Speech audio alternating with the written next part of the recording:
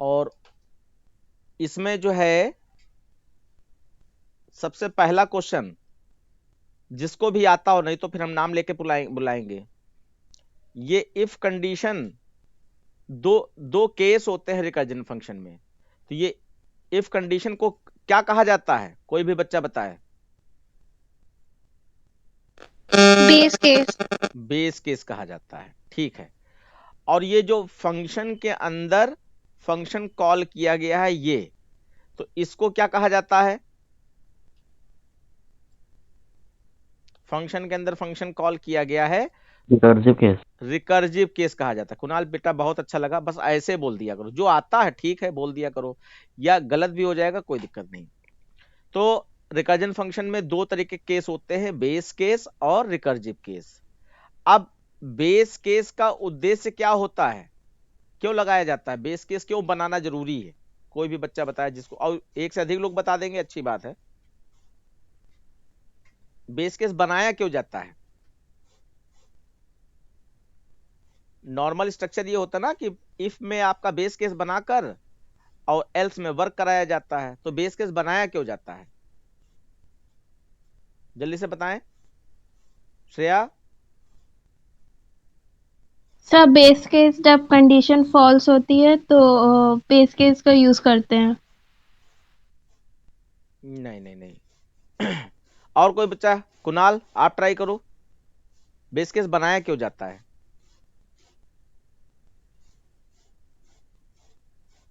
और एटलीस्ट हाँ ना में तो जवाब देना ही है, मालूम है नहीं मालूम है। तो वहां जब कंडीशन फॉल्स होती है तो जहाँ ट्रू होती है सिर्फ। नहीं, मतलब नीड ऑफ बेस केस, मान लीजिए इफ कंडीशन ना बनाए, हम सीधे सीधे यही लिख दें लाइन, ये एल्स पार्ट वाला ये पूरा हिस्सा गायब कर दें, सीधे सीधे यही, तब भी तो रिकर्सिव फंक्शन का मतलब था फंक्शन के अंदर फंक्शन कॉल होना, तो ये फंक्शन के अंदर फंक्शन कॉल हो रहा है ना, तो हम ऊपर वाला बनाए ना। प्रशांत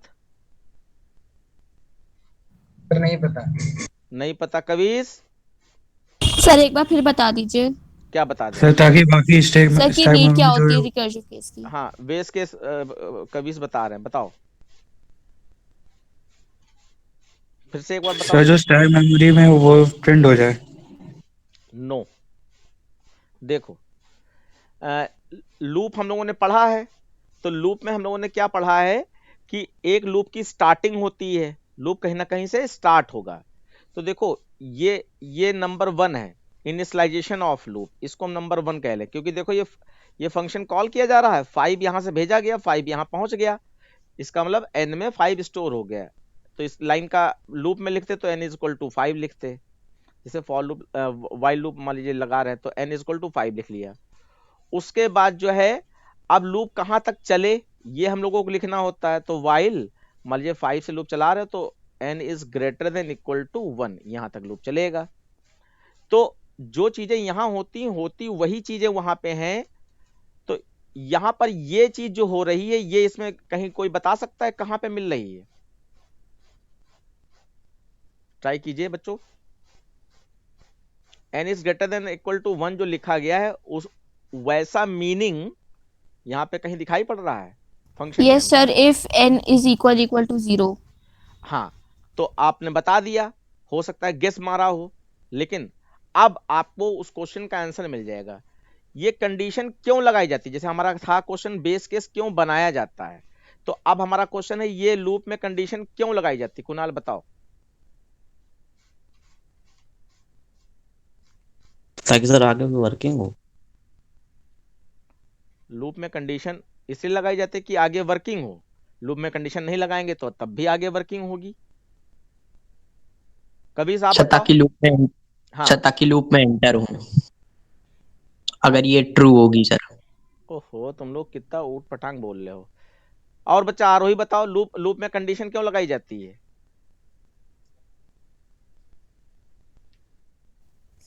सर लूप में कंडीशन जैसे कि उस कंडीशन मतलब उस कंडीशन के हिसाब से हमारी वर्किंग हो।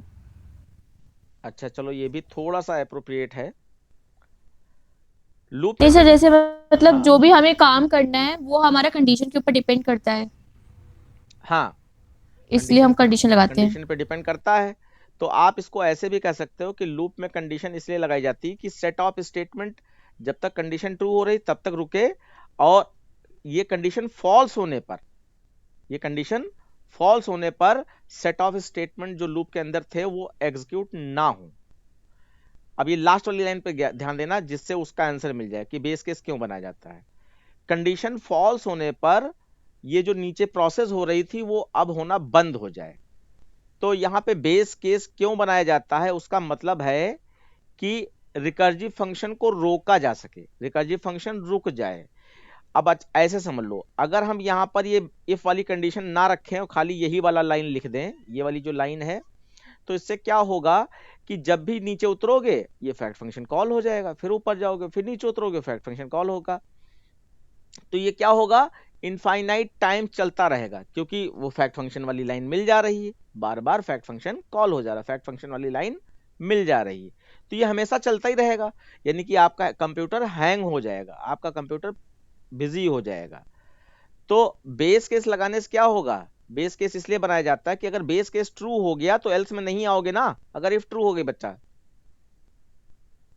Yes sir. अगर इफ ट्रू हो गई तो एल्स में नहीं आओगे, और जब एल्स में नहीं आओगे तो फंक्शन कॉल नहीं होगा, और फंक्शन कॉल नहीं होगा इसका मतलब रिकर्सिव फंक्शन रुक गया है। तो अब अगर कहो कि बेस केस हम लोग क्यों बनाते हैं, तो बेस केस हम लोग इसलिए बनाते हैं कि एल्स पार्ट में ना जाए कंट्रोल, जिससे कि रिकर्सिव फंक्शन रुक जाए, इसलिए बनाया जाता है। अब यहां पर प्रोग्राम कोई भी होगा, ये बेस केस बनाने का रूल क्या है, रूल तो हमने आपको अगर पहली वीडियो अमन आपने देखी है तो उसमें हमने आपको बताया होगा कि लूप में जहां तक कंडीशन चलती है उसके बाद, ऐसे ना कहें, लूप में जहां पर कंडीशन फॉल्स होती है वहीं पर यहां पर ये कंडीशन ट्रू होनी चाहिए, बेस केस वाली। जरा देखो लूप में कंडीशन यहां पे कहां पे फॉल्स होगी, जब 0 n की वैल्यू 0 हो जाएगी। तो वही कंडीशन यहां पे बनानी होती कि जब n की वैल्यू 0 हो जाए तो ये कंडीशन ट्रू हो जाए और आप एल्स में नहीं जाओगे तो फंक्शन कॉल होना बंद। तो पहली बात आपने ये सीख ली कि पॉइंट नंबर 1 जो लूप में होता है, ये पॉइंट नंबर 1 है कि n इक्वल टू 5, तो 5 वैल्यू जो है n में जा रही है, इसका मतलब n इक्वल टू 5 हो गया वाइल लूप में। उसके बाद अब आगे बढ़ते हैं। अब देखो हम लोगों को यहाँ पे रिजल्ट वेरिएबल चाहिए होता है लूप में, f equal to 1 factorial value के लिए। तो यहाँ पे f equal to f into I, ये वाला फॉर्मूला हम लोग लगाते हैं। i क्या है, इस समय n हो जाएगा, n वाला फॉर्मूला। और उसके बाद हम लोग यहाँ क्या करते हैं, n, अब क्योंकि 5 से 1 तक चल रहा है तो माइनस माइनस करेंगे, तो n equal to n minus 1 लिखो या n माइनस माइनस कर दो। तो यहाँ तो लिखा जा सकता है, लेकिन इसमें मना किया गया है कि n माइनस माइनस या n प्लस प्लस ना लिखें, n माइनस 1 लिखें या n प्लस 1 लिखें। तो जरा देखेंगे, पॉइंट नंबर 1 हमारा पता चल गया।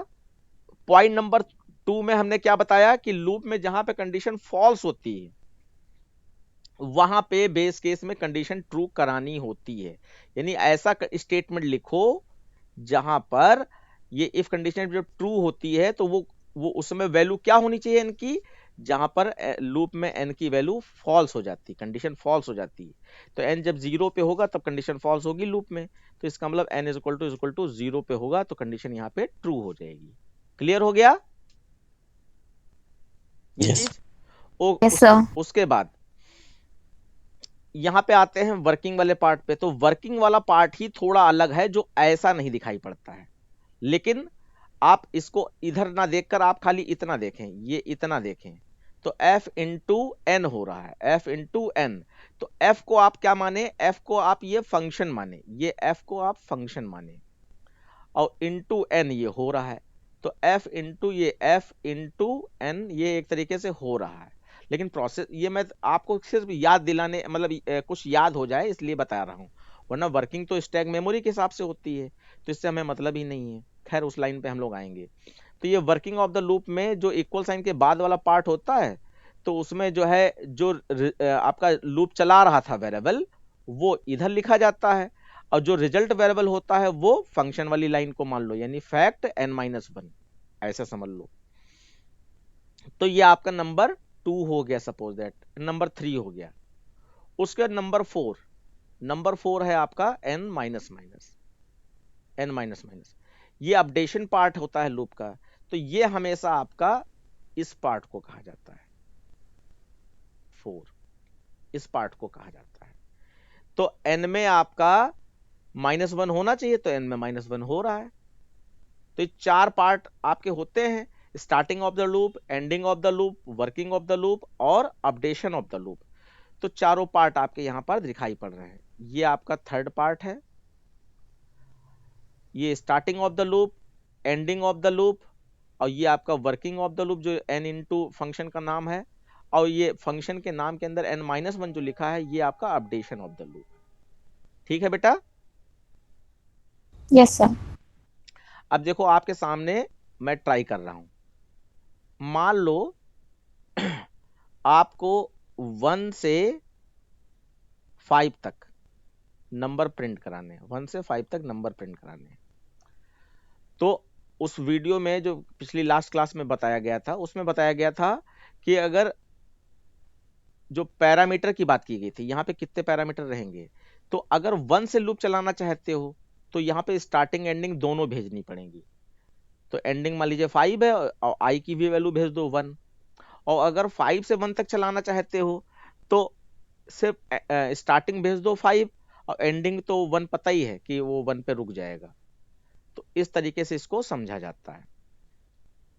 तो देखिए यहाँ पे अगर हम ये वर्किंग वाली बात करें कि 1 से 5 तक के नंबरों का मान लीजिए सम होना, क्योंकि कैलकुलेशन वाली लाइन लिखी है वही आती है ज्यादातर, तो प्रिंट की जगह पे प्रिंट सम कर देते हैं, प्रिंट सम।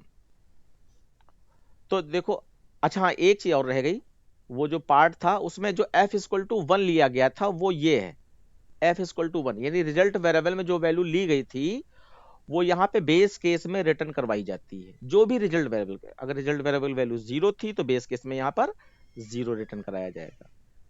तो अब इस प्रोग्राम को अगर हम यहाँ पे बनाएं व्हाइल लूप में, तो हम क्या करें, हमें करना है 1 से 5 तक का 5 से 1 तक का लूप चला लें तो 2 नंबर नहीं भेजने पड़ेंगे, और नहीं तो 1 भी भेजना पड़ेगा और 5 भी भेजना पड़ेगा। ठीक है, हमने n में 5 ले लिया, क्योंकि 1 से 5 चलाओ लूप में तो कोई फर्क पड़ता नहीं, 1 से 5 चलाओ या 5 से 1 चलाओ, लेकिन यहाँ पे फर्क पड़ता है। ठीक है, तो बड़े से छोटे की ओर चलाओगे तो एक ही पैरामीटर रखना पड़ेगा। तो मान लीजिए मुझे सम करना था, तो int हमने यहाँ पे सम नाम का वेरिएबल ले लिया और यहाँ पे n में हमने 5 भेज दिया, सॉरी int n भेज दिया। अब जरा सॉरी, पहले तो मुझे लूप में बताना ना, उसके बाद मैं यहाँ पे बताऊंगा। तो n में 5 हो गया। अब while लूप लगाएं, 5 is greater than equal to 1। ठीक है, नीचे आ गए। अमन ध्यान देते रहना please. 5 is greater than equal to 1। अब यहाँ पे सम वाला वेरिएबल होना चाहिए, जैसे वहां पे f वाला था, सम इज इक्वल टू 0 हो गया। तो sum is equal to sum plus n, n में जो भी वैल्यू है वो इसमें आ जाए। और अपडेशन पार्ट में हम लोग यहाँ पे n is equal to n-1 लिख सकते हैं, और उसके बाद लूप से बाहर आकर सम को प्रिंट करा सकते हैं। तो यहाँ पे रिटर्न हो रहा है तो ये वॉइड मेन से कॉल हो रहा है तो वॉइड मेन में जाएगा। अब यहाँ पे बनाते हैं। ठीक है, तो देखो ये इस लाइन के सामने मैं लिख रहा हूं int सम, और यहाँ पे int n लिख दिया। n में आप सपोज करना कि 5 भेजा गया है। अब यहाँ पर सबसे पहले अमन से ही ट्राई करते हैं, जब अमन नहीं जवाब दे पाएंगे तब दूसरे बच्चों से पूछेंगे। अमन जरा लॉजिकल माइंड यूज करो, आपको रिकर्जन आता है या नहीं आता इससे मतलब नहीं, लॉजिकल माइंड यूज करो कि यहाँ पे बेस केस में क्या लिखना चाहिए। अमन बेटा माइक ओपन करो। Yes sir. बेस केस में क्या लिखना चाहिए ये जरा ध्यान दो। If n is equal to 0. Yes sir. Aman बेटा आपके मौका है, जब आप नहीं बता पाओगे तो और लोग अपना लॉजिकल माइंड तो सबके पास है, यूज करेंगे। n is equal to 0। तो ये कैसे जाना गया, आपको एक हिंट दी गई कि जहां पे लूप फॉल्स होता है वही वाली कंडीशन यहाँ पे ट्रू कराई जाती है। तो अगर n की वैल्यू इज इक्वल टू 0 हो तो ये बेस केस की कंडीशन ट्रू हो। अब क्योंकि रिटर्न हो रहा है अमन फिर से रिटर्न में क्या रिटर्न करा दें, इसका भी लॉजिक बताया है मैंने। 1 1 रिटर्न कर दें। अब जो है दूसरा बच्चा कोई बता सकता है, मैं कई बच्चों से पूछूंगा जैसे कि 0 0 रिटर्न कराएं। आरोही आपके हिसाब से क्या रिटर्न कराएं? सर 0। श्रेया आपके हिसाब से? सर खाली रिटर्न भी करा सकते। नहीं, खाली रिटर्न तभी लिखा जाता है जब यहाँ पे वॉइड से फंक्शन बना हो। ये रिटर्न करानी पड़ेगी वैल्यू, आईएनटी है, एक वैल्यू रिटर्न करानी पड़ेगी आपको। तो लॉजिक बताओ, ये यहाँ पे मैंने बताया आपको रिटर्न 1 क्यों कराया गया। ये 1 किसकी वैल्यू थी फैक्टोरियल वैल्यू में, यहाँ पे मैं पूछ रहा हूँ। F की। सर F की थी, यहाँ पे S की आएगी। सिंपल सी बात, ये आप याद कर लो। अमन माइक ओपन करो। Yes sir. देखो इस बेस केस में जो भी रिटर्न करवाओगे तो वो रिटर्न में जो वैल्यू रिटर्न कराई जाती है वो हमेशा रिजल्ट वेरिएबल की होती है। तो आपका फैक्टोरियल वैल्यू में रिजल्ट वेरिएबल f था, तो f इक्वल टू 1 रखा जाता है लूप में, और यहाँ पे सम में सम इक्वल टू 0 रखा जाता है। तो इसलिए रिटर्न वैल्यू यहाँ पर रिजल्ट में 0 रिटर्न कराया जाएगा। ये s की वैल्यू है, याद रखना, ठीक है अमन? Yes sir. उसके बाद अब आते हैं एल्स पार्ट में। अब हम लोग यहाँ पे लाइन बनाना सीखेंगे। ये जो लाइन होती है इसके दो हिस्सा में इसको बांटा गया। आप पहले रिटर्न लिख लो, रिटर्न मैं यहाँ पे लिखूंगा, पहले बनाने का तरीका बता रहा हूँ। रिटर्न और फिर यहाँ पर स्पेस देकर या गोल वाला ब्रैकेट स्टार्ट कर दो तो स्पेस नहीं देना पड़ेगा।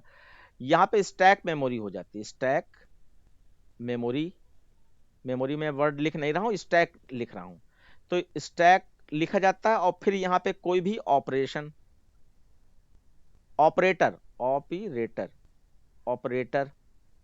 और उसके बाद फिर ऑपरेटर के बाद में फिर यहाँ पे फंक्शन कॉलिंग होती है, फंक्शन कॉलिंग ये होती है। और फिर यहाँ पर ये अपडेशन वाला पार्ट होता है, ये इसका है। तो हमने आपसे क्या कहा, इसमें 2 पार्ट होते हैं। एक आपका होता है स्टैक मेमोरी में क्या जाना है, और एक होता है कि फंक्शन कॉल करना है, फंक्शन कॉलिंग। और बीच में आपका ऑपरेशन क्या हो रहा है, अगर मल्टीप्लाई हो रहा है तो मल्टीप्लाई साइन, डिवाइड हो रहा है तो डिवाइड साइन, प्लस हो रहा है तो प्लस का साइन, तो वो आपका ये है। तो अब इसको हेल्प ले सकते हो। यहाँ पर स्टैक मेमोरी में किसकी वैल्यू जा रही थी, n की जा रही थी, तो यहाँ पर स्टैक मेमोरी वाली वैल्यू n रखी जाएगी। ऑपरेटर की जगह पे यहाँ पे मल्टीप्लाई होना है फैक्टोरियल वैल्यू में, और फंक्शन कॉलिंग में यहाँ पर फंक्शन का नाम लिखना है फैक्ट। और अपडेशन पार्ट में क्योंकि 5 से 1 तक चल रहा है तो n-1 करना पड़ेगा। तो ये वाला मैंने हिंट दिया है। अब जरा सम के बारे में सोचो, सम के बारे में यहाँ पे क्या लिखा है। अमन पहले आप ट्राई करोगे, गेस मारो सम के बारे में क्या लिखे। रिटर्न स्टैक मेमोरी में वैल्यू कौन सी जानी चाहिए, 1 से 5 तक के नंबरों का सम हो रहा है, याद रखना। तो यानी कि 1 से 5 तक की वैल्यू जानी चाहिए स्टैक मेमोरी में, क्योंकि उसे सम हो रहा है। तो अपने आप से पूछो वो वैल्यू किस वेरिएबल के पास है, तो जवाब मिलेगा। अमन बताओ। n, क्योंकि n में 5 भेजा जा रहा है ना, तो अभी माइनस माइनस कराएंगे तो 5 4 3 2 1 हो जाएगा। उसके बाद क्या साइन रख दें प्रोग्राम के अकॉर्डिंग? सर प्लस का। प्लस। फिर अगर नेक्स्ट पार्ट में क्या लिख दें, देख के बताना है। ये लिखा है ना फंक्शन कॉलिंग, तो फंक्शन देखो क्या है और उसको लिखो। सर ये सम लिखा जाएगा, फंक्शन कॉलिंग का मतलब फंक्शन का नाम लिखो। और फिर यस सर। अपडेशन पार्ट में सर ये n-1 लिख दो। बहुत सुंदर। तो देखो अमन आप बना सकते हो, अगर आप मीनिंग क्लियर कर रहे हो, नकल नहीं मार रहे हो, दिमाग भी लगा रहे हो। जो स्टैक मेमोरी में वैल्यू जानी चाहिए वो n है, और फिर क्या ऑपरेशन होना है वो साइन लगा दो, और उसके बाद फंक्शन कॉल कर दो। फंक्शन कॉलिंग का मतलब है फंक्शन का नाम लिख दो और गोल वाला ब्रैकेट। और फिर अपडेशन पार्ट में क्योंकि 5 से 1 तक लूप चलाना है इसलिए n-1 लिख दिया गया बस। और उसके बाद इसको कर दो बंद, खत्म कहानी। आपके एल्स में एक लाइन का स्टेटमेंट है, तब तो आप एल्स का कर्ली ब्रैकेट ओपन क्लोज ना करो, मैं करे दे रहा हूं जिससे कि आप कंफ्यूज ना हो। एल्स का कर्ली ब्रैकेट खोला, बंद किया, और उसके बाद ये फंक्शन का कर्ली ब्रैकेट बंद कर दो। आपने बिल्कुल सही सही बना लिया, बिल्कुल सही सही बना लिया। अब देखो क्या होगा। अब इसको आपने बिल्कुल सही सही बना लिया, और ये कैसे बना लिया आपने? ऐसे बना लिया कि आपको लूप में 1 से 5 तक के नंबरों का सम करना आता था, इसलिए आपने उनको कन्वर्ट करना सीखा। अब देखो एक एक चीज डिस्कस करते हैं। n में वैल्यू भेजी जाएगी, तो ये n इक्वल टू 5 की जगह पे n लिखा गया, तो नीचे वर्डमेन से वैल्यू भेजी जाएगी। उसके बाद लूप की कंडीशन 1 तक चलेगी, 0 पे फॉल्स हो रही, इसलिए यहाँ पे n इक्वल टू 0 लिखा गया। जो रिजल्ट वेरिएबल होता है उसमें सम इक्वल टू 0 लिखा जा रहा है यहाँ पे, इसीलिए यहाँ पे रिटर्न में 0 रिटर्न किया जा रहा है। जिस वेरिएबल की वैल्यू का कैलकुलेशन होना है, वही वेरिएबल की वैल्यू स्टैक मेमोरी में जानी है, इसलिए स्टैक मेमोरी की जगह पर उस वेरिएबल का नाम लिख दिया गया। फिर ऑपरेशन में प्लस होना था, इसलिए प्लस है। फिर फंक्शन कॉलिंग वाला पार्ट है, क्योंकि दो पार्ट हमने बताया, एक ये स्टैक मेमोरी वाला, एक ये फंक्शन कॉलिंग वाला। हर प्रोग्राम में आप देखोगे दो ही पार्ट बनेंगे। और फिर ये फंक्शन कॉलिंग में अपडेशन पार्ट फंक्शन कॉलिंग के साथ लिखा जाता है, तो n-1 लिखा गया क्योंकि 5 से 1 तक लूप चल रहा है। अब ठीक है, ध्यान से देखिएगा ये कैसे लूप चल रहा है। ओके, मैं आपको चला के दिखाता हूं। इसको कई तरीके से लिखा जा सकता है। एक तो जैसे मैं स्टैक मेमोरी बनाता हूं वैसे, और दूसरा मैं एक और नया तरीका यूज करके देखना चाहता हूं। जैसे स्टैक मेमोरी में बनाता हूं तो मैं क्या करता हूं, जैसे मान लीजिए आपने यहाँ पे 5 भेजा, ऐसे करेंगे, 5 भेजा, n में 5 आ गया, 5 0 के इक्वल है नहीं है, आप यहाँ पे स्टैक मेमोरी बना लीजिए इस तरीके से। ठीक है, अब 5 0 के इक्वल नहीं है, कंडीशन फॉल्स हुई। यहाँ पे बार बार कंडीशन फॉल्स करानी होती जिससे कि वो एल्स में जा पाए। कंडीशन ट्रू कब होनी चाहिए? जब हमें रिकर्जन रोकना है। ध्यान देना, जब रिकर्जन रोकना है तब कंडीशन ट्रू होनी चाहिए। तो हमारा यहाँ पर, अमन ध्यान देना, हमारा यहाँ पे 5 आया, 5 0 के इक्वल नहीं है, एल्स में गए। अब ये रिटर्न n जो लिखा है, तो ये n का क्या करें हम बेटा? n का इस स्टैक मेमोरी में n डाल दें। तो n की वैल्यू क्या है? 5 है। तो n की वैल्यू 5 है। अब जैसे आपने एक ही वीडियो देखी, इतना टाइम मिला उसके बावजूद भी, दूसरी वीडियो में कैलकुलेशन समझाई गई थी। खैर अब यही समझ लीजिए, क्योंकि कैलकुलेशन वाला ही आता है, प्रिंटिंग एडिटिंग वाले प्रोग्राम नहीं आते हैं। ठीक है, तो ये 5 पहुंच गया स्टैक मेमोरी में। उसके बाद जो जैसे मैं बोल रहा हूं, यहां से जंप करके जाता है फंक्शन कॉलिंग वाले स्टेटमेंट पे। और ये कोई प्लस नहीं हो रहा है यहाँ पे सिर्फ रिकर्जन के थ्रू करेंगे तो ये स्टैक मेमोरी तुरंत बनेगी और उसमें वैल्यू डालेंगे, स्टैक मेमोरी बनेगी, उसमें कोई कैलकुलेशन नहीं होगी। कैलकुलेशन कब होती है? जब स्टैक मेमोरी कंप्लीट बन चुकी होती है, उसके बाद कैलकुलेशन होती है। ये ध्यान रखना है। तो ये खाली काम ये हो रहा है, स्टैक मेमोरी में वैल्यू कौन कौन सी जानी, तो n अपना 5 दे देगा, फिर आपका सम फंक्शन कॉल हो गया, और ये n-1 यानी कि 5-1 यानी 4 ऊपर ले गया। 4 इसके बराबर है नहीं है, तो एल्स में जाओ 4 दे दो इसको, तो ये 4 स्टैक मेमोरी में चला जाएगा। फिर यहां से इधर गए, 4-1 3 ऊपर गया, 3 भी बराबर नहीं है, एल्स में आया 3 दे दिया, ऐसे ही 2 दे दिया, और ऐसे ही 1 दे दिया, 1 तक चला जाएगा। 1 देने के बाद फिर यहाँ आए, 1-1 किया तो आपका ऊपर 0 पहुंचेगा। अब लूप फॉल्स हो जाना चाहिए। अब 0 0 बराबर है, कंडीशन ट्रू, तो ये 0 रिटर्न होगा। अब आपको याद क्या करना है, ये जो 0 रिटर्न कर रहे हो, ये सबसे ऊपर टॉप वाली जो मेमोरी होती है उसी के सामने लिख लिया जाता है। यहाँ पे थोड़ी जगह छोड़ दो, क्योंकि ये नंबर निकल के यहाँ लिखाया जाता है। तो आपको क्या करना है, ये 0 रिटर्न हुआ, ये 0 यहाँ लिख दिया आपने। उसके बाद क्या करो, अब इफ ट्रू हो गई है तो क्या एल्स में जाओगे मन? No sir. हाँ, तो यहां से कर्सर कहां जाएगा? नीचे चला जाएगा। ठीक है, और नीचे जाने का मतलब है अब स्टैक मेमोरी से नंबर निकलना चालू होंगे। तो लास्ट इन फर्स्ट आउट, जो सबसे आखिरी में गया वही सबसे पहले निकलेगा। तो इसको निकालो, तो पहले 1 निकलेगा, और साइन कौन सा यूज होगा? जो आपने यहां लगाया है, 1 लगाया और प्लस लगाया है। तो ये बेस केस में जो वैल्यू रिटर्न हुई थी उससे ही सबसे टॉप वाली वैल्यू की कैलकुलेशन होती है इस साइन के अकॉर्डिंग। तो 1 प्लस 0 तो आपका 1 आ गया। फिर आपका यहाँ पे 2 निकाला तो 2 प्लस, और इस ये मेमोरी से कैलकुलेशन करनी है तो 1 तो आपका 3 हो गया। 3 निकाला, 3 प्लस और ये वाला 3 रिजल्ट वाला तो आपका यहाँ पर 6 हो गया। फिर 4 निकाला, 4 प्लस और आपका ये 6 है तो 4 प्लस 6 आपका 10 हो गया। फिर 5 निकाला, 5 प्लस 10 तो आपका ये 15 हो गया। अब ये पूरी कैलकुलेशन कर लेते हैं, सारी नंबर निकल गए, तभी जाकर ये रिटर्न स्टेटमेंट आपकी वैल्यू को रिटर्न करता है वॉइड में या जहां कहीं से भी फंक्शन कॉल किया गया था। तो क्योंकि आपका प्रोग्राम तो सिर्फ फंक्शन बनाने का आता है, वॉइड में बनाना ही नहीं है आपको, है ना। ये वाली बात भी याद रखो, ये वाला पार्ट जो नीचे वाला है ये तो बनाना ही नहीं है आपको, खाली फंक्शन इतना पार्ट बनाना है। इतना मैं दिखा दूं एक बार आपको, सिर्फ अगर फैक्टोरियल वैल्यू का प्रोग्राम आता तो सिर्फ इतना बनाना होता, इतना। ये ना क्लास बनानी है, ना वॉइड मेन बनाना है, ना कोई कर्ली ब्रैकेट से मतलब, सिर्फ फंक्शन के अंदर वाला ये पार्ट बनाना है।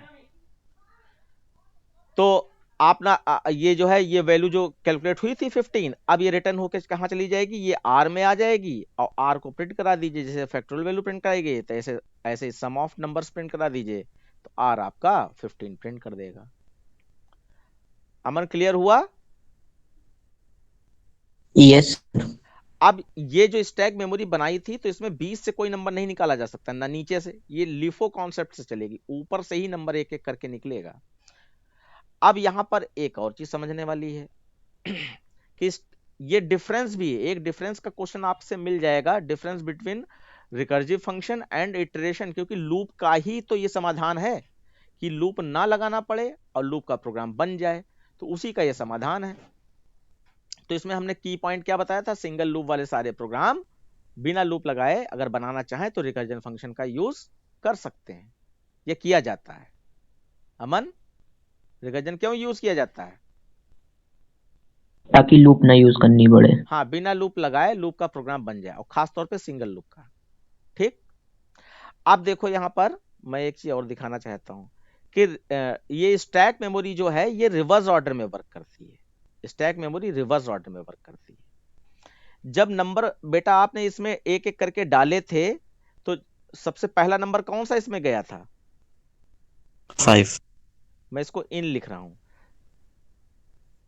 आपने कुणाल 5 बता दिया। अमन, सबसे पहला नंबर कौन सा गया था? 5। उसके बाद कौन सा नंबर गया था? 4। फिर 3 गया था, 2 गया था और 1 गया था। जब ये नंबर स्टैक मेमोरी में जा रहे थे उस समय कोई कैलकुलेशन नहीं हो रही थी, फ्रेश मेमोरी बनती जा रही थी। ठीक है, तो पहला डिफरेंस क्या है लूप और इसमें रिकर्जन फंक्शन में, कि लूप जब कैलकुलेशन करता है तो लूप क्या करता है, लूप के एस नाम की मेमोरी बनेगी, है ना। तो सबसे पहले एन में 5 आया था तो ये 5 चला गया, फिर n-1 होके 4 आया तो 4 और ये 5 तुरंत ही कैलकुलेट हो जाएगा, लूप में तुरंत के तुरंत कैलकुलेट, तो 4 5 कितना हो गया, 9 हो गया। फिर ये 3 हुआ और 3 और 9 कितना हो गया आपका, 3 और 9 12 हो गया। फिर आपका ये 2 हो गया, 2 और 12 14 हो गया। फिर आपका ये n-1 होके 1 आया, 1 और 14 15 हो गया। लूप में ऐसा होता है, पता है ऐसा होता है लूप में।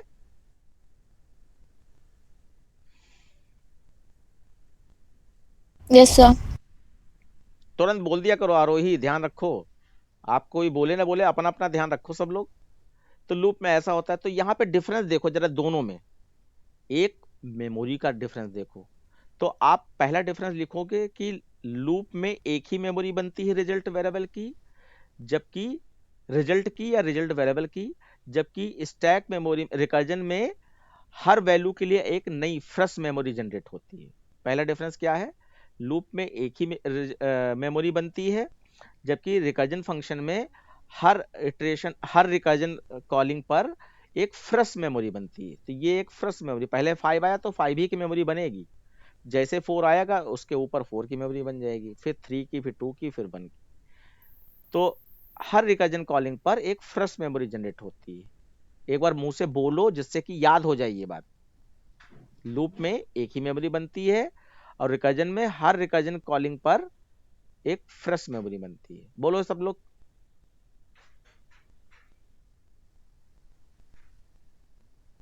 अमन पहले आप बोलो। सर लूप में एक ही मेमोरी बनती है और रिकर्जन में हर बार फ्रेश मेमोरी बनती है। जितनी बार रिकर्जन फंक्शन कॉल होगा फ्रेश मेमोरी बनती जाएगी। कुणाल आप बोलो अपने हिसाब से, अपनी लैंग्वेज में जो भी आपको समझ में आया। तो लूप में एक ही मेमोरी बनती है और रिकर्जन में हर बार फंक्शन कॉल होने पे न्यू मेमोरी बनती है।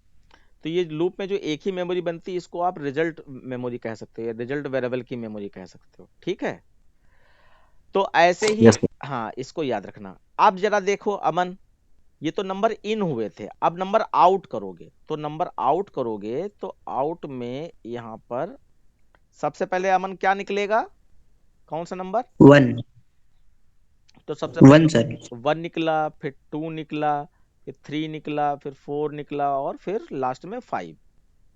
तो इसको क्या कहोगे? ये नंबर जिस सीक्वेंस से गए थे उसके किस सीक्वेंस में नंबर अमन निकले हैं? Sir opposite reciprocal.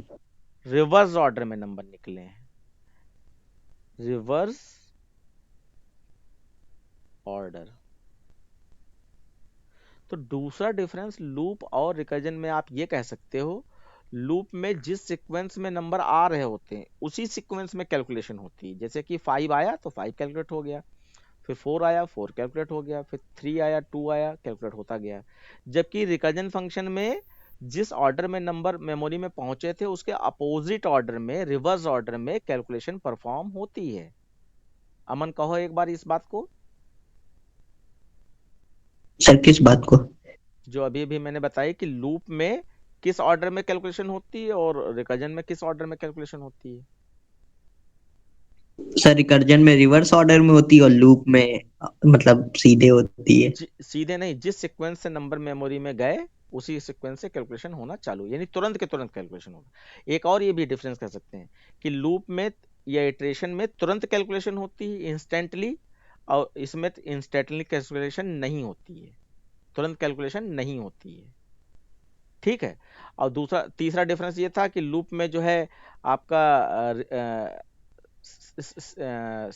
क्या कहते सिक्वेंसली कैलकुलेशन होती है तुरंत के तुरंत, और इसमें रिवर्स ऑर्डर में होती है। बस ऐसे कहें, या कह सको कि रिकर्जन में रिवर्स ऑर्डर में कैलकुलेशन होती है, इसमें ऐसा नहीं होता है, ऐसे लिख देना, ये हो जाएगा। तो ये डिफरेंसेस क्लियर होना जरूरी था कि लूप में क्या होता है और इसमें क्या होता है। ठीक है, अब हम लोग बात करेंगे यहाँ पर कि ये जो स्टैक मेमोरी से बना के जो रिजल्ट निकालने का तरीका, ये हमारा अपना पर्सनल है। ठीक है, लेकिन किसी टेक्स्ट पेपर में देखोगे जो 10 ईयर्स आते हैं उसमें इस तरीके से नहीं लिखा होगा, ये हम बच्चों को समझाते हैं, ये हमारा अपना पर्सनल तरीका है। अब जो बुक्स वगैरह में छपा हुआ होता है उसको मैं दिखाना चाहता हूँ, उसको देखो कैसे लिखा जाता है।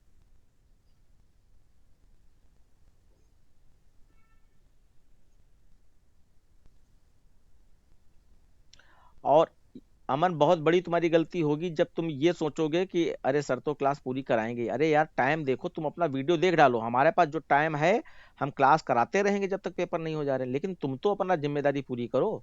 एक वीडियो देखे पड़े हो पूरे दिन में, जो बीच में एक दिन मिला था, इतना देख लेते कि कॉन्सेप्ट क्लियर हो जाता। 2 वीडियो हमने कहा था फोन करके तुमको, तब भी ना देख पाए। ओके, अब मैं आपको दिखाने जा रहा हूं कि ये क्या कहते हैं स्टैंडर्ड फॉर्म में कैलकुलेशन कैसे की जाती है। ये आपका लिखने का तरीका होता है, ये आपका लिखने का तरीका होता है, स्टैंडर्ड फॉर्म में कैलकुलेशन करने का तरीका। तो देखो मैं इसको इस तरीके से लिख सकता हूं। ये सब पहले इसको समझ लो कैसे हुआ होगा। पहले फंक्शन कॉल हुआ तो मेमोरी में फैक्टोरियल वैल्यू में क्या भेजा गया था, 5 भेजा गया था। ध्यान देना, पहले कैलकुलेशन कॉल हुई तो 5 भेजा गया था, और फिर दोबारा कैलकुलेशन कॉल हुई तो 4 भेजा गया था, तीसरी बार कैलकुलेशन कॉल हुई तो 3 भेजा गया था, फिर 2 भेजा गया था, फिर 1 भेजा गया था। ऐसे हुआ था। ठीक है, और फिर जब आपका वो आपका बेस केस ट्रू हुआ तो रिटर्न 1 हुआ था ना, तो वो 1 आपका यहाँ पे लिखा गया है। तो इसी को आप इसमें देखिए। हाँ, पहले मैं ये जो लिखा हुआ है ड्राइव एंड वर्किंग ऐसे लिख देता हूं। सबसे पहले जब आपका फंक्शन कॉल हुआ सम, तो सम में आपका 5 आया था। फिर उसके बाद नीचे आए, फिर आपका 5 - 1 हुआ, 4 आ गया। फिर नीचे आए, 4 - 1 किया, ये फंक्शन कॉल हो रहा है, तो जब फंक्शन कॉल हुआ तो ये 3 लेके ऊपर जा रहा है, और फिर आपका वर्किंग करने के बाद अब 3 - 1 करेगा तो 2 लेके ऊपर जा रहा है। फिर आपका वर्किंग करने के बाद 2 - 1 होगा तो आपका 1 लेके ऊपर जाएगा, और फिर जब आपका 1 - 1 हुआ, 1 - 1, तो ये आपका एक बार देख लेते हैं, 1 ही तक ले गए, 0 तक शायद ले जाने की जरूरत ही नहीं पड़ी थी। हाँ, 0 तक दिखाया गया है क्योंकि 1 बाहर रखा गया। ओके, तो आपका यहां पर 0 0। अब आपको क्या करना है, अब इसको समझना है कि जब 5, सबसे पहले 5 मेमोरी में गया था, ठीक है, ध्यान दो, इधर ध्यान देना, ये 5 मेमोरी में आया। इस चीज को प्रैक्टिकली देखने की कोशिश करो बच्चों। ये 5 हमने वर्डमैन से भेजा, 5 0 के बराबर नहीं हुआ, तो ये एल्स में आया, और ये 5 जो है स्टैक मेमोरी में चला गया। तो आप क्या कर दो, ये इस लाइन को समझने की कोशिश करो। ये 5 लिखा मैंने, अगले स्टेप पे ये 5 लिखा, और यहां पर ये साइन बनाया प्लस, ठीक है, और फिर यहां पर क्या हो रहा है, सम फंक्शन कॉल हो रहा है, और ये क्या कर रहा है, 5 - 1, तो 5 - 1 क्या हो रहा है, 4। अब ये 4 ऊपर जाएगा ना बच्चों, ध्यान से बताओ। सबसे पहले 5 आया, आप एल्स में आए, आपने 5 मेमोरी में डाला, ये स्टैक मेमोरी की बात हो रही है, 5 मेमोरी में डाला, फिर ये प्लस का साइन है, फिर ये फंक्शन कॉल हुआ, और 5 - 1 यानी कि 4, अब 4 ऊपर जा रहा है। यहां तक क्लियर हो गया बच्चों? Yes sir. अमन आप बताओ। Yes sir. अब देखो, अब ये 4 ऊपर गया, तो 4 ऊपर गया, अब 4 0 के बराबर है नहीं है, तो आप एल्स में आए, अब ये क्या करेगा, 4 मेमोरी में जाएगा, तो ये 4 मेमोरी में गया प्लस, और अब ये 4 मेमोरी में गया प्लस, अब ये सम फंक्शन कॉल हुआ, और 4 - 1 3 ऊपर ले जा रहा है। अब नीचे उतरे, 3 भी बराबर नहीं है, तो एल्स में आए, अब ये 3 स्टैक मेमोरी में गया, और फिर ये 3 गया, फिर प्लस ये सम फंक्शन कॉल हुआ, 3 - 1 2 गया ऊपर, 2, तो ये 2 भेज दिया। अब 2 इसके बराबर नहीं है, तो एल्स में आए, और ये n वाली वैल्यू 2 मेमोरी में गई, फिर प्लस, अब सम फंक्शन कॉल हुआ, और 2 - 1 1 ऊपर गया, और 1 इससे मैच नहीं हुआ, एल्स में आए, मेमोरी में 1 चला गया, और यहां पे 1 चला जाने के बाद 1 - 1 किया तो 0, अब ये 0 ऊपर गया। अब ध्यान देना, ये 0 ऊपर गया, अब 0 ऊपर हो गया। अब यहां पे ध्यान दो, अब ये आपका 0 0 से मैच हो गया, तो ये 0 रिटर्न होगा। अब ये 0 रिटर्न होगा, तो ये कैसे लिखा गया था एक बार देख लो। जो ये 0 रिटर्न किया गया था, इसको एक बार देख लो, ये 0 रिटर्न हुआ। जैसे 0 रिटर्न हुआ, तो फैक्टोरियल वैल्यू में आपका 1 रिटर्न किया गया था, इसमें तो 0 रिटर्न हो रहा है, फैक्टोरियल वैल्यू में 1 रिटर्न किया गया था। तो आप क्या करो कि जो भी इधर वाली वैल्यू होती है वो आपकी यहां पर आ जाएगी। मैंने स्टैक मेमोरी बना के दिखाई थी ना, स्टैक मेमोरी से ऐसे पहला नंबर निकाला था, और जो रिटर्न किया था 0 या 1 वो राइट साइड में लिखा जाता है, और फिर यही वाला जो तरीका हमारा था स्टैक मेमोरी वाला, वही वाला हो गया। तो अब इसको आप ऐसे समझो, मैं अभी इसमें दिखाता हूं। ये देखो, अब आपको क्या करना है, ये देखो n 0 0 के बराबर हो गया, तो रिटर्न 0 हो रहा है ना, तो रिटर्न 0। अब ये रिटर्न 0 मैंने कहा था कि सबसे टॉप वाले नंबर के साथ कैलकुलेशन करता है, तो सबसे टॉप पे कौन सा नंबर था, सबसे टॉप पे आपका 1 वाला था, जो सबसे लास्ट में गया स्टैक मेमोरी में। तो ये 1 वाला उठाकर आप यहाँ पे लिख लो, इक्वल साइन लगाओ, और 1 वाला उठा के यहाँ पे लिख लो, और ये 0 निकालो, क्योंकि ये 0 रिटर्न किया गया, इस 0 से मतलब नहीं है, ये रिटर्न वाला 0, और बीच में प्लस लगा है तो इसको प्लस लगाओ, तो ये 1 निकला, और ये वाला 0 रिटर्न हुआ, तो 1 + 0 आपका 1 आ गया। अब ये यहाँ ये ऊपर रिटर्न करेगा जाकर ऊपर। अब आप ये 2 निकालिए, यहां से ये 2 निकाला, और ये वाला 1 ऊपर रिटर्न हुआ, तो +1, तो आपका ये 3 हो गया, ये 3 हो गया। मैं ये एरो ऐसे लगा रहा हूँ, ये 3 हो गया। अब ये आप जो है 3 निकालो स्टैक मेमोरी से, और प्लस, और ये आपका 3, ये जो ऊपर जा रहा है ये 3 गया, मैं यहाँ से दिखा रहा हूँ, ऐसे गया तो 3, फिर से एरो ज़्यादा लग गया, तो आपका ये 3 + 3 6 हो गया। और फिर आप यहाँ पर ऐसे एरो लगा सकते हो। अब ये आपका 4 निकाला मेमोरी से, प्लस 6 = 10, तो ये आपका यहाँ पर 10 आया। तो ये मैं एक्चुअली 10 पे लगा रहा हूँ, 10 नहीं, ये 6 पे लगाना चाहिए, मैं फिर से अभी लगा दूंगा। उसके बाद आपका 5 निकला, 5 प्लस, और ये आपका 10, तो आपका ये 15 हो गया। अब उसके बाद ये 15 होने के बाद अब ये रिटर्न होके फंक्शन को जाएगा, और ये फंक्शन रिटर्न कर देगा वैल्यू को वापस कहां पर, नीचे वर्ड मेन के अंदर। तो ये एरो मैं सही लगा दे रहा हूं थोड़ा सा, ये 1 जो रिटर्न होके आया था वो ये आया था, ये आपका 3 जो रिटर्न होके आया था ये गया, और ये रिटर्न होके आया ये गया, और ये रिटर्न होके आया ये गया, और फिर ये रिटर्न होकर फंक्शन, मेन फंक्शन, यानी कि नीचे से ऐसे गए और फिर ऊपर वापस रिटर्न कर दी वैल्यू, नीचे से ऐसे गए फिर ऊपर वापस वैल्यू रिटर्न कर दी। इस तरीके से होता है। तो ये प्रोफेशनल तरीका है, इसको आप ऐसे भी लिख सकते हैं। ठीक है बच्चों? Yes sir. तो स्क्रीनशॉट ले लीजिए और अपना नोट्स में बनाते रहिए। अगर नोट्स नहीं बना रहे हो तो बहुत बड़ी गलती हो रही है, ये समझ लेना, नोट्स नहीं बना रहे हो। अगर बाकी वीडियो है उससे भी नोट बना सकते हैं, लेकिन उसके लिए आपके पास टाइम होना चाहिए। तो साथ ही में अगर लिखते चले जाते हो तो वो सबसे बेटर है। ओके, अब हम ये जो फंडामेंटल सब समझा चुके हैं, अब इसी पे बेस्ड क्वेश्चन, आपके पास वीडियो भी पड़ी है, क्वेश्चन भी पड़े हैं, आपको खाली उसको देखना है कि कैसे वर्क हो रहा है। चलिए हम लोग आगे देखते हैं। लेकिन यहाँ पे एक ये जो लॉजिक है मेरा, इसके थ्रू आप तभी बना पाओगे जब वो प्रोग्राम आप लूप में बना लेते हो। अगर लूप में नहीं बना पाते हो फिर आप वो प्रोग्राम रिकर्जन में तो भूल ही जाओ। भाई जब तुम्हें पता ही नहीं वो प्रोग्राम लूप में कैसे बनता है तो रिकर्जन में कैसे बना लोगे, तो भूल जाओ। तो इसलिए सिंगल लूप वाले प्रोग्राम मैक्सिमम सारे आपको आने चाहिए। अब देखिए यहाँ पर ये 1 नंबर की पावर, ये सारे फेमस प्रोग्राम हैं, यही आएंगे आपके उसमें।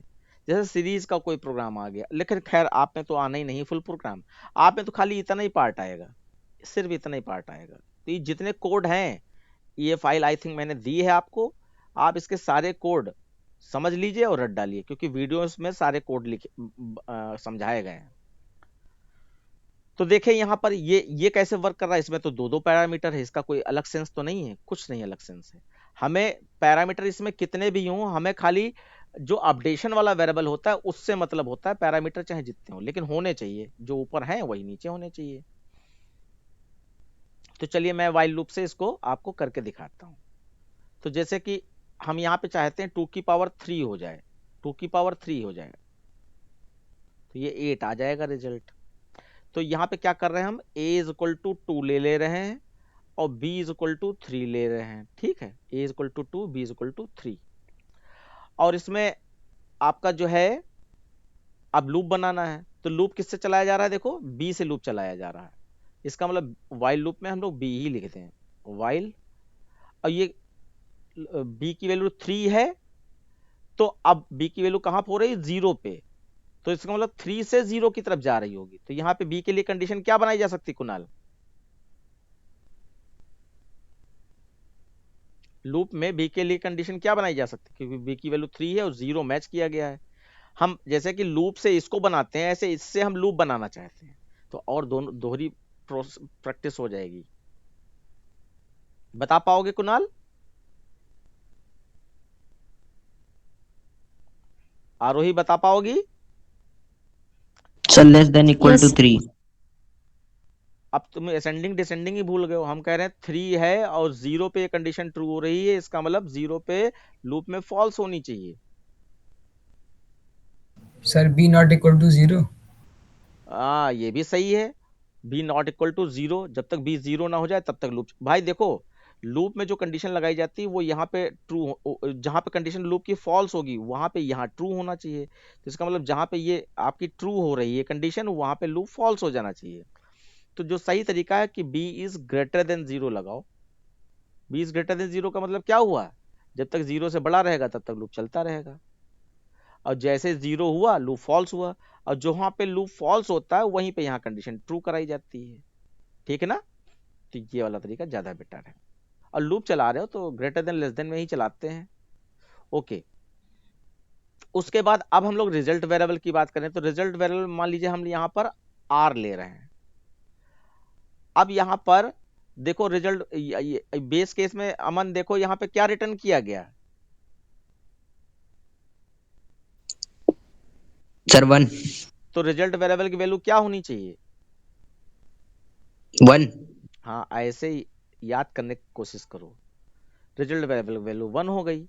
अब आपने लगातार प्रोसेस में देखा है कि जो भी हम लोग प्रोग्राम अभी तक कर रहे हैं उसमें इक्वल साइन के दोनों तरफ रिजल्ट वेरिएबल लिखा जा रहा है, जैसे फैक्टोरियल वैल्यू में भी लिखा गया और सम ऑफ नंबर्स में भी लिखा गया s is equal to S plus. तो लूप में तो ऐसे लिखा जाता है। अब यहाँ पे प्रोसेस देखो क्या हो रही है, मल्टीप्लाई की हो रही है, तो यहाँ पे मल्टीप्लाई लगा दो। और स्टैक मेमोरी में कौन नंबर दे रहा है, देखो ए, तो जो स्टैक मेमोरी में नंबर दे रहा होता है वही यहाँ पे कैलकुलेशन का पार्ट होता है, यानी कि ए। उसके बाद अब हमारा बचा अपडेशन पार्ट। अपडेशन पार्ट में अमन बताओ क्या लिख दें यहाँ पर, इसको देख के बताओ अपडेशन पार्ट में क्या लिख दें। अरे लूप का अपडेशन है, या तो प्लस होगा या तो माइनस होगा, क्या करें।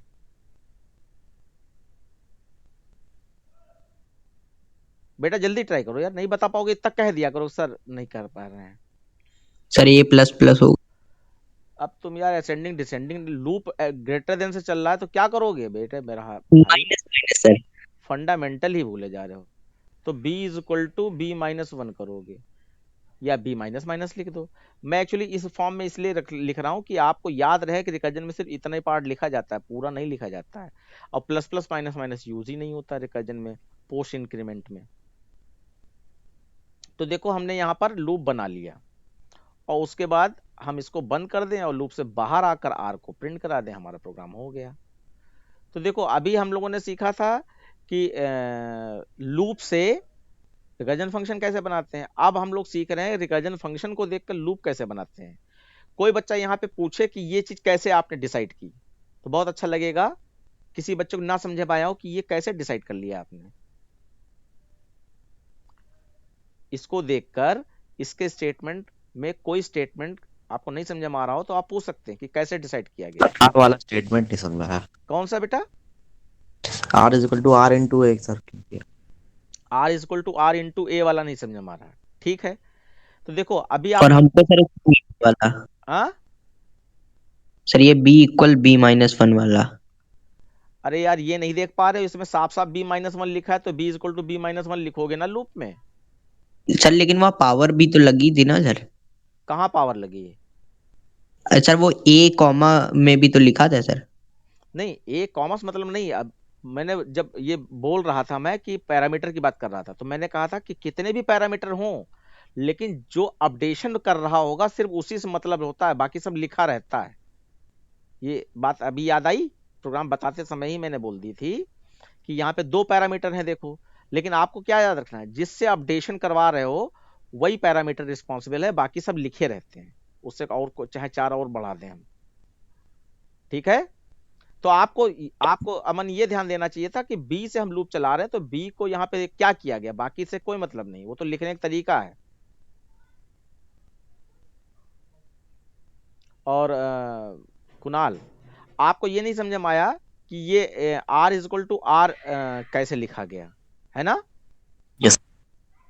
तो देखो फैक्टोरियल वैल्यू में आप देखो क्या था, f is equal to F into, और सम में क्या था, sum is equal to sum into, तो सम में यही वाला फॉर्मेट यूज किया गया था। Yes sir. तो वही हमने यहां देखकर कर लिया, पुराने क्वेश्चन को देखकर कर लिया कि ऐसा होता है। किसी क्वेश्चन में नया मिलेगा तो हम लोग समझेंगे उसको, अभी तक तो यही सेम प्रोसेस चल रही है। Okay sir. हाँ और बेटा कोई क्वेश्चन है किसी का, चलिए अब यहाँ नो से समझ आ गया। हाँ, अब आपको यहाँ पे दिखाते हैं क्या हो रहा है। देखिए ये हमारी स्टैक मेमोरी बनी, वो हम बाद में देखेंगे, पहले लूप चला लो। देखो बी में 3 है, 3 0 से बड़ा है, नीचे आया। अब आपका आर में क्या है, 1 है, तो 1 इंटू 3 हुआ, सॉरी 1 इंटू ए हुआ, तो ए में क्या है, 2 है, तो 1 इंटू 2 2 हो गया। एक्चुअली 2 की पावर 3 का मतलब क्या है, 2 इंटू 2 इंटू 2 ही तो होना, तो यानी कि बार बार 2 की ही मल्टीप्लाई होनी है, इसीलिए ए रखा गया है, क्योंकि ए ही तो आपका 2 लिया है। तो 1 इंटू 2 2 हो गया। फिर बी में आपका 3 था, 3 माइनस 1 हुआ, तो बी का 2, बी में भी 2 आ गया। फिर ऊपर गया, बी में 2 है, 2 भी बड़ा है, नीचे आए। अब ए में क्या है, ए में आपका 2 है, अब और आर में क्या पहुंचा, आर में 2 था, तो 2 इंटू 2 यानी कि 4 हो गया, समझते रहे ना। और बी में आपका 2 था, तो ये आपका -1 होके 1 हो गया, 1 भी 0 से बड़ा है। फिर नीचे आए, अब ए में तो 2 ही है, और बी आर में आपका 4 आ चुका है, तो 4 इंटू 2 आपका 8 आ गया। और बी में आपका 1 था, 1 माइनस 1 0 हो गया, 0 is greater than 0, condition false. Amar ये लूप में कैसे हुआ, ये समझ में आया? Yes sir. जबरदस्ती खाना करना, तुम्हारे लिए पढ़ा रहे हैं, नहीं तो हम थोड़ा और आगे बढ़ जाते। इतना बेस लेवल बार बार रिवाइज क्यों करा रहे हैं, तुम्हारे लिए करा रहे हैं, इसलिए तुम ही रिस्पॉन्सिबल हो इस क्लास के लिए, ठीक है। आप देखो अमन, यस सर। हाँ अब माइक बंद ना करना, ठीक है, बिल्कुल माइक बंद ना करना। जहां जहां मैं पूछता जाऊं बस उसका जवाब हाँ या ना में मतलब देते रहना। अगर आंसर मालूम है तो बताओ, नहीं तो ना कह के आगे हम बढ़े। देखो ये 2 और 3 भेज दिया गया। अब बी में आपका 3 है, 3 0 से मैच हुआ, कंडीशन नो फॉल्स। सर। हाँ ऐसे बोलते रहो, कंडीशन फॉल्स, बाहर आए। अब इस लाइन में ये दो पार्ट होते हैं, पहला ये आपका स्टैक मेमोरी वाला, दूसरा आपका ये फंक्शन कॉलिंग वाला। तो स्टैक मेमोरी वाला पार्ट क्या करता है, अब आप देख के बताओ। सर ये वैल्यू असाइन हो जाएगी सब नीचे से।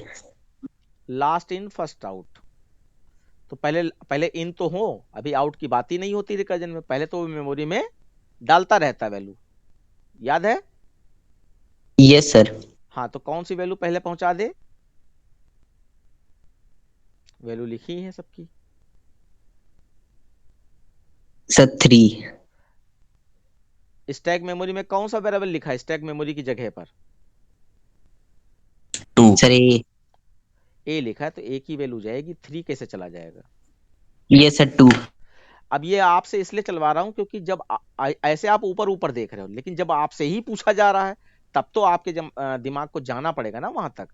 तो अब आपको पता चल गया कि यहाँ पे जो वेरिएबल लिखा जाता है वो अपनी वैल्यू को स्टैक मेमोरी में ले जाता है। बाकी यहाँ पे पूरे फंक्शन में 4 वेरिएबल दिए हों, उनकी चारे वेरिएबल की वैल्यू से मतलब नहीं है हमें, हमें सिर्फ स्टैक मेमोरी वाली जगह पर जो वेरिएबल लिखा गया वो वेरिएबल मेमोरी में वैल्यू ले जाएगा।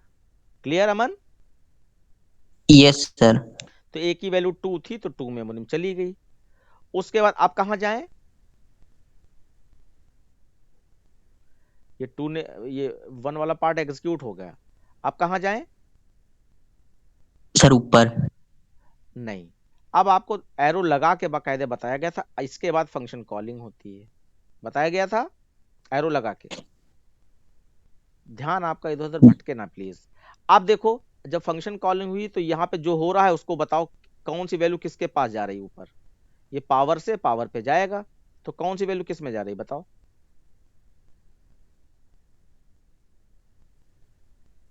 देख के ही बताओ यार, वैल्यू तो आपके सामने ही है सब। देखो ऊपर 2 पैरामीटर लिखे हैं और नीचे भी 2 पैरामीटर लिखे, तो बोलने में क्या दिक्कत हो रही है अमन? सर ये ए वाली 2 होगी और बी वाली 3। हाँ ए वाली वैल्यू क्या थी, 2 थी। अब अब ए में यहां कोई चेंजेस हो रहा है क्या? No sir. तो आप सीधे सीधे इतने कह सकते हो, ए अपनी वैल्यू ए में ही स्टोर कर देगा, उसमें कोई चेंजेस नहीं हुआ, तो ए ने तो अपना 2 ही भेज दिया। अब बी में क्या 3 ऊपर ले जाएं, क्या ले जाएं? 2 ले जाएंगे सर, -1 हो रहा है। हाँ अब यहाँ पे दिखाई पड़ रहा है ना 3 - 1, तो ये 2 ऊपर ले जाएगा, तो ये 2 पहुंचा मन ऊपर। अब ए की वैल्यू तो 2 थी ही, बी की वैल्यू भी 2 हो गई।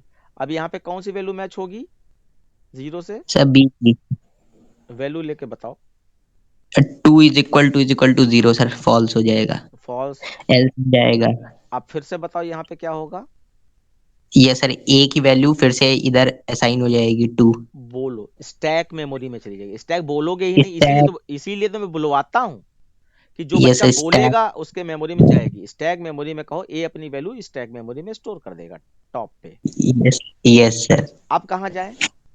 ये पावर वाला फिर पावर पे पहुंचाएगा। अब कहो कि अब पावर वाले फंक्शन को कॉल करना है।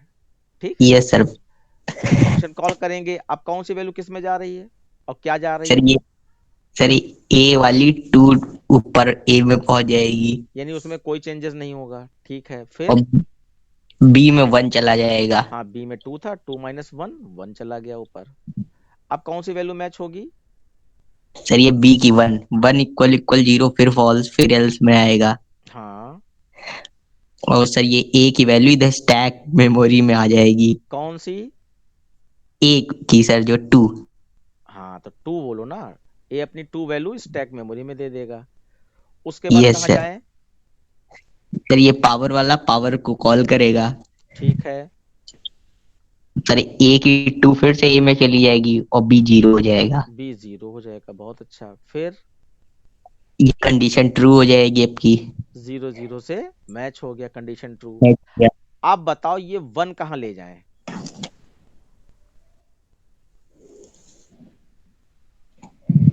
अब ये 1 रिटर्न होगा ना, तो ये 1 कहाँ ले जाएं?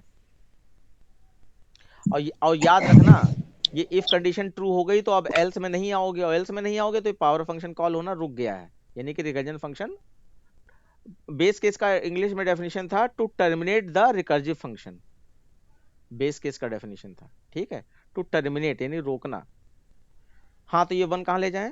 अमन मालूम है? No sir. अब देखो तुम्हारा दिमाग कितना बेकार होता चला जा रहा है, जाने कैसे मैथ और फिजिक्स से सब पढ़ रहे होगे। अभी अभी ये स्टैक मेमोरी का तरीका बताया गया था कैसे कैलकुलेट करते हैं। तुम्हारा पास सिर्फ यही तरीका है कि जितनी वीडियो में फटाफट देखो, याद करने की कोशिश करो। याद हो ही जाएगी, क्योंकि हमने क्वेश्चन बहुत कराए हैं। रिकर्जन के इतने क्वेश्चन कराए नहीं जाते, हमने कराए हैं। अब जो है प्रशांत बेटा बताओ ये 1 कहाँ ले जाएं?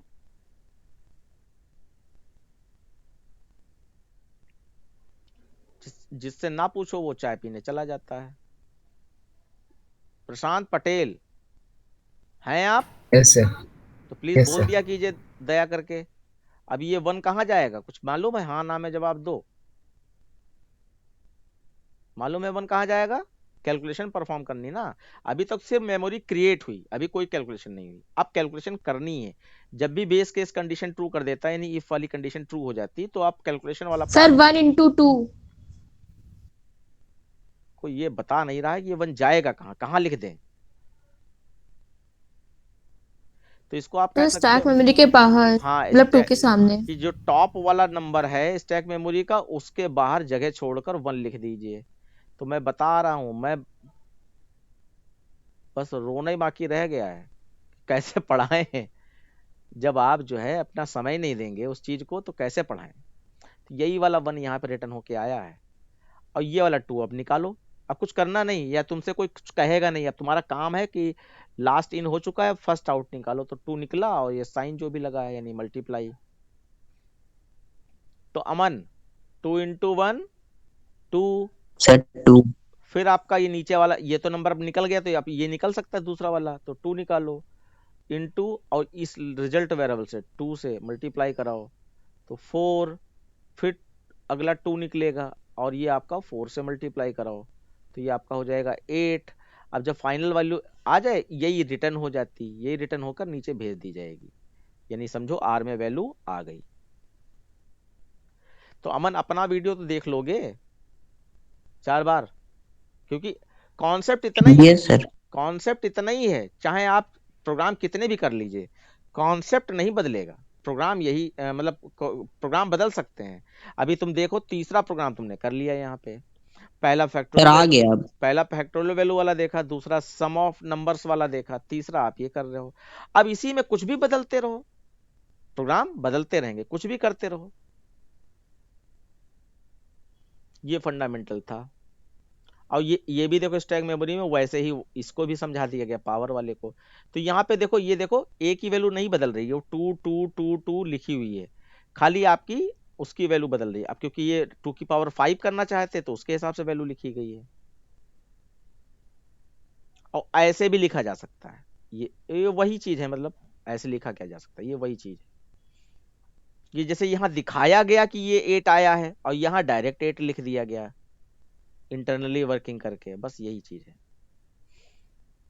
ओके, अब ये क्या है, function int sum, find sum of natural number.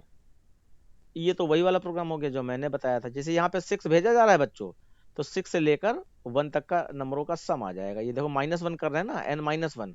अब जरा इस प्रोग्राम को देखो, तुम्हें सब चीजें याद आ रही हैं। ये प्रोग्राम क्या है, 6 से 1 तक का, ये 1 से 6 कह लो, सम चाहिए, सम। तो देखो उल्टा लूप चलाएंगे, पहले 6 भेजेंगे, क्योंकि एक पैरामीटर रखना है तो ये लिखो, नहीं तो 2 पैरामीटर रखना है तो फिर आई भी ले लो, और 2 पैरामीटर यहाँ बने रहेंगे, i+1 होता रहेगा, बाकी वो नंबर वही रहेगा। तो देखो बेस केस ये 6 से 1 तक चलाओगे तो लूप कहाँ फॉल्स हो गया, 0 पे, तो ये देखो 0 लिखा है। और सम करते हैं तो क्या करते हैं, 0 रिटर्न करते हैं, और फिर सम के लिए प्लस लगा है। स्टैक मेमोरी में वैल्यू कौन ले जाएगा, ये n में 6 है, 6 5 4 3 2 1 ले जाएगा स्टैक मेमोरी में वैल्यू।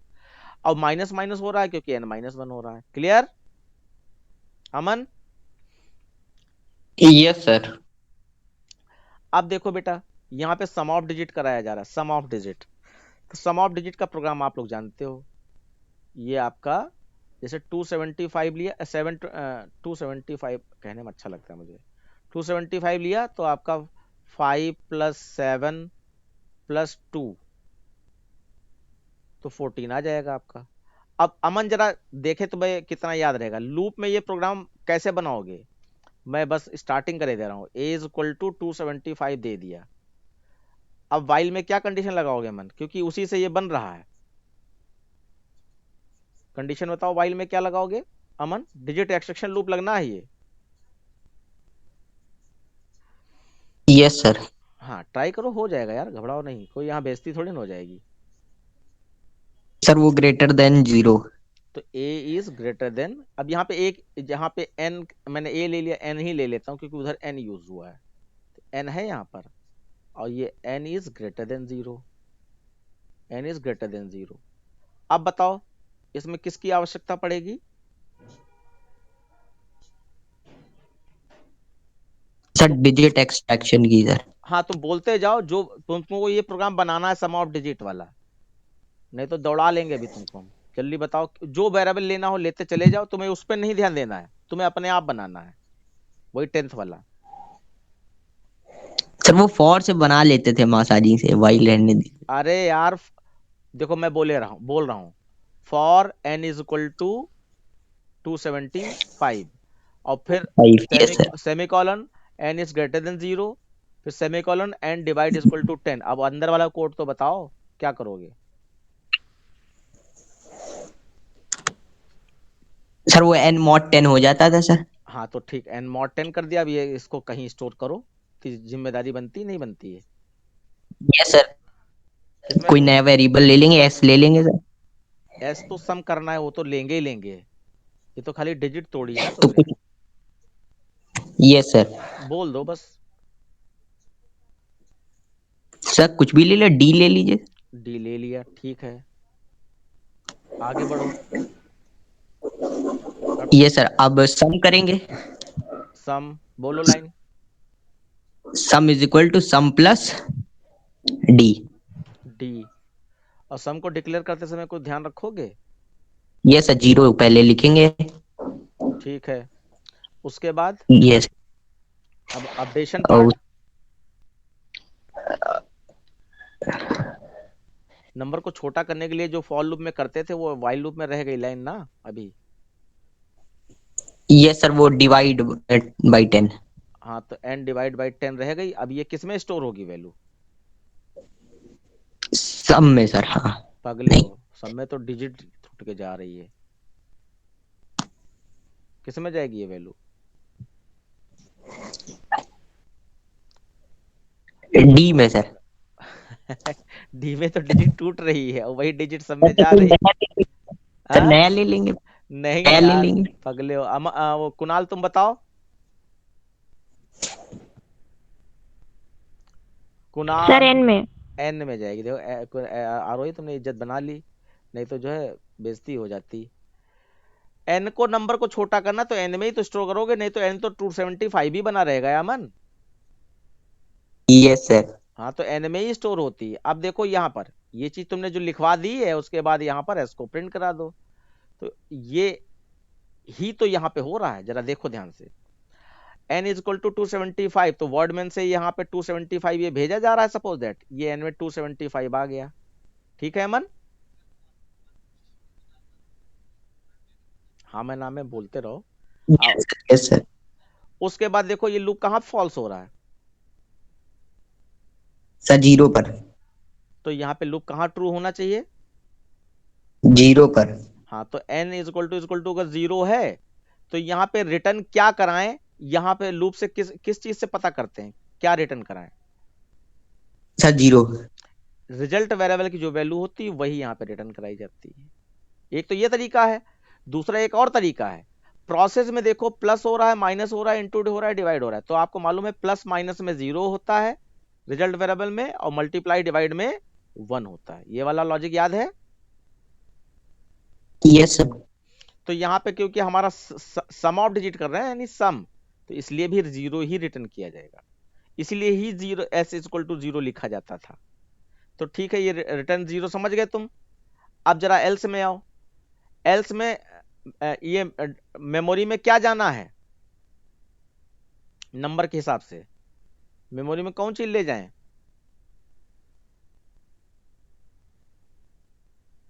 अरे मेमोरी का मतलब एस में क्या ले जाओगे एक एक करके ये 572। तो 572 डिजिट है तो इतना बोल सकते हो कि एस में डिजिट्स यानी मेमोरी में डिजिट्स जानी चाहिए जिनका सम होना है तो देखो यहाँ पे ये जबरदस्ती लिख दिया गया अब हम आपका मतलब ये मतलब अच्छा तरीका यूज कर दिया गया अब हम आपके वाले तरीके से बता रहे हैं एल्स में आ गए आप अमन यस सर। अब देखो आपके सामने मैं यहाँ पे ले रहा हूं INT D is equal to n divided by mod by 10 आपकी लाइन लिख दी मैंने ये वाली ठीक है यस सर। अब मेमोरी में मेमोरी स्टैक में वाली मेमोरी की जगह पे क्या लिख देना चाहिए कॉमन सेंस यूज करो यहां के हिसाब से अरे डिजिट मेमोरी में जानी है तो भैया डिजिट किसके पास है सर एस। अरे दादा एस तो यहाँ है ही नहीं एन के पास है। नहीं एन के पास नंबर है मैं डिजिट ले जाना चाहता हूँ डिजिट कौन सी टूट गया डी। डिजिट कौन सी टूटी है पहले ये बताओ n mod 10 से 5। 5 टूटा तो 5 स्टैक मेमोरी में ले जाओगे ना तो 5 जिसके पास है वही वेरिएबल यहाँ लिखना पड़ेगा क्या लिख दें सर 5 लिख दीजिए। 5 कैसे लिख दोगे यार नंबर बदल तो नहीं सकता अगर कोई इनपुटेड नंबर है जब नंबर बदल रहा होता है तो वेरिएबल का नाम होता है डी लिखेंगे सर। तो यहाँ डी लिख दो वैसे आफत है बिल्कुल तुम लोगों को समझाना है यहाँ डी लिख दिया ठीक है अब उसके बाद ये पहला पार्ट हो गया दूसरा पार्ट क्या है सम करना है ये फंक्शन कॉलिंग हो रही अपडेशन पार्ट में देखो यहां से क्या ढूंढ के यहां लिखा गया दिखाई पड़ रहा है सर ये डिवाइड बाय 10। हाँ ये वाला पार्ट जो अपडेशन पार्ट है बस उसके इक्वल साइन के बाद वाला पार्ट ले लिया जाता है वो यहां लिखा गया है ठीक है सारी चीजें मैच हो गई अब आप इसको चला लो देखो 275 आया 0 के बराबर है नहीं है तो आपने यहाँ पे चाहे int d नया वेरिएबल डिक्लेयर कर दिया उसके बाद n mod 10 किया तो आपका 5 टूटा और चाहे यहाँ पे डायरेक्ट n mod 10 था तो क्या निकलता अमन यहाँ पे डायरेक्ट n mod 10 था तो क्या निकलता